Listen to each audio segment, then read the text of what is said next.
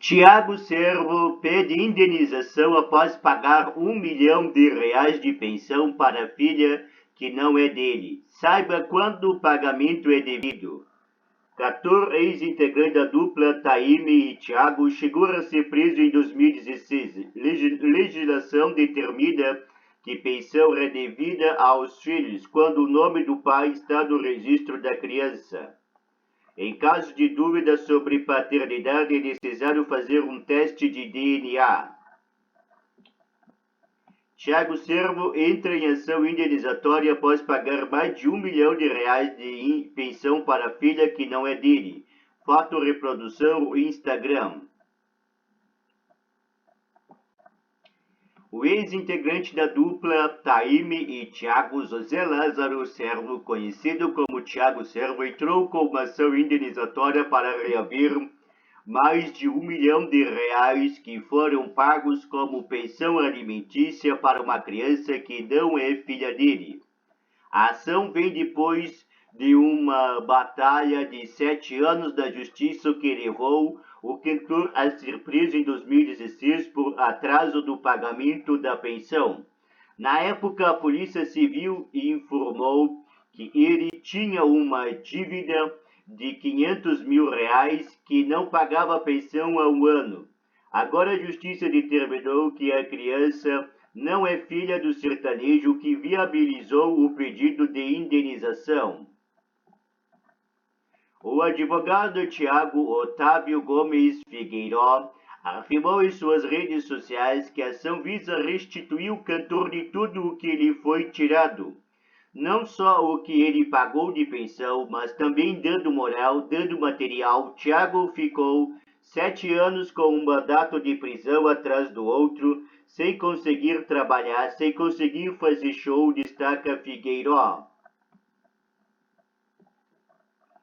Quando a pensão alimentícia é devida para as crianças, prover o sustento dos filhos é obrigação dos pais e a pensão alimentícia é um direito da criança e obrigação do genitor ou responsável que não tem a guarda integral, a fim de auxiliar no custeio de, entre outras coisas, alimentação, saúde, habitação, educação, vestimentas e lazer. A legislação brasileira garante, inclusive, que a mãe da criança entre com uma ação de alimentos gravídicos para custear despesas relacionadas à gravidez, como exames, medicamentos e partos. O valor determinado por um juiz é imediatamente convertido para a criança após seu nascimento. Guarda compartilhada. Não há nada na legislação que impeça que um dos pais deva uma pensão ao filho em caso de guarda compartilhada. A situação ideal é que, nessas situações, cada responsável arque com os gastos da criança dos períodos em que estiver com o filho. Porém, se o estilo de vida e renda forem muito distantes entre os pais, o que ganha mais pode ter que pagar uma pensão ao filho para que a qualidade de vida da criança não mude de uma casa para outra. E quando há dúvidas sobre a paternidade, em caso em que o pai questiona a paternidade da criança, ele pode contestar o pedido de pensão alimentícia e solicitar perante a Justiça a realização de um exame de DNA. Se a criança já estiver registrada no nome dele, a pensão será devida até que se comprove a paternidade. Caso o exame mostre que ele não é pai biológico, é possível entrar com uma ação indenizatória para reaver o que já foi pago, que foi o que ocorreu com o cantor Tiago Servo. Quanto os pais devem pagar de pensão para os filhos?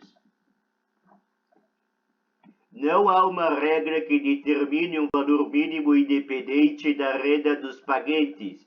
No entanto, segundo a advogada especializada em direito familiar Ana Luísa Pereira, A lei determina um critério de fixação que é razoabilidade, um ponto de equilíbrio entre possibilidade de quem paga e a necessidade de quem recebe.